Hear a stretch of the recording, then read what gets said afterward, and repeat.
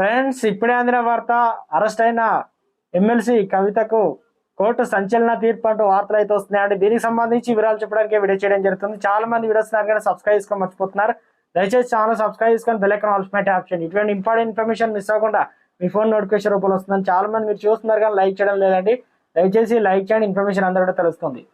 MLC కవిత ED custody ముగిసింది. శనివారం కవితను ఈడీ అధికారులు రౌస్ అవెన్యూ కోర్టులో హాజరుపరిచారు. సందర్భంగా కస్టడీ పొడిగించాలని మరోసారి కోర్టునైతే కోరారు. విచారణ అనంతరం కవిత మాట్లాడుతూ ఏడాది కిందట అడిగిన విషయాలే మళ్లీ అడిగారని, ఇది అక్షరాల అక్రమ అరెస్ట్ అని కీలక వ్యాఖ్యలు చేశారు. అరెస్టుపై తాను న్యాయ పోరాటం చేస్తానని ప్రకటించారు. ఇది రాజకీయ దురుద్దేశంతో పెట్టిన తప్పుడు కేసు అని అన్నారు. కాగా అంతకుముందుకు ఆరోగ్య పరిస్థితి సంబంధించి పిఎంఎల్ కోర్టులో కవిత పిటిషన్ కూడా దాఖలు చేశారు. మందులు వాడుతున్నప్పటికీ రక్తపోటు నియంత్రణలోకి రావడం లేదని, ఈడీ అధికారులు వైద్యుల పరీక్షల నివేదికలు అందించడం లేదని పిటిషన్లో తెలిపారు.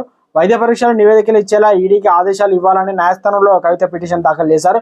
మెడికల్ రిపోర్ట్స్ అందించాలంటూ ఎమ్మెల్సీ న్యాయస్థానాన్ని ఆశ్రయించారు. మరోవైపు అరెస్ట్ అయిన మార్చి 10వ తేదీ నుంచి హైపర్ టెన్షన్లో అనగా కవిత ఇబ్బంది పడుతున్నట్లు 15వ న్యాయమూర్తి ముందు హాజరుపరిచిన సమయంలోనే హైపర్ టెన్షన్తో ఇబ్బంది పడ్డారని కవిత తరపున న్యాయవాది కోర్టు దృష్టికి తీసుకెళ్లారు.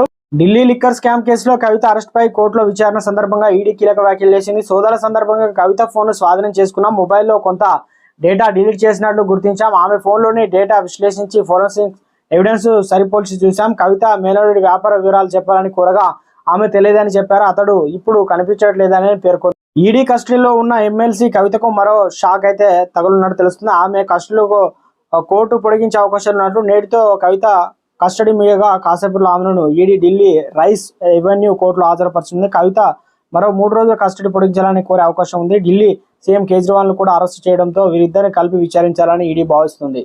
కవిత ఈడీ కస్టడీ పొడిగింపు పిటిషన్ పై విచారణ రైస్ ఎవెన్యూ కోర్టులో రిజర్వ్ చేసింది. ఆమె మరో 5 రోజులు కస్టడీకి ఇవ్వాలని ఈడీ వాదించింది. తన క్లయింట్ బెయిల్కి ఇవ్వాలని కవిత తరపున లాయర్ కోరారు. ఇరుపక్షాల వాదనలు విన్న జడ్జి కాసేపులో తీర్పు వెలువరించినారు. అయితే కోర్టు రూమ్ లోనే తన పిల్లలను కుటుంబ సభ్యులను కలవడానికి కవిత జడ్జి అనుమతి ఇచ్చారు.